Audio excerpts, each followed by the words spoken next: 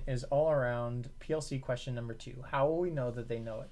And so in this section, we're trying to identify the non-negotiables that would show mastery of the standard that we're targeting within this GVC document.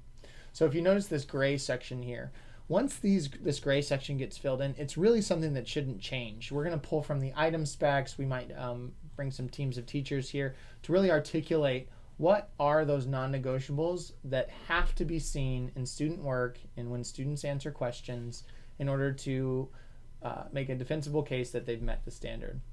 This section here, checklist, task, quiz, test, rubric samples, etc., this is a crowdsourcing area. So once we have the non-negotiables, if you have great rubrics or if you have a great test or anything that's linkable that you could input here, this allows for everyone in the district to get some ideas of ways that you're monitoring and measuring students' mastery of that standard. And so if you notice any sort of icon here that has this crowdsourcing icon, that's a place where you can provide input, feedback along the way, regardless of when you're working through the GVC document.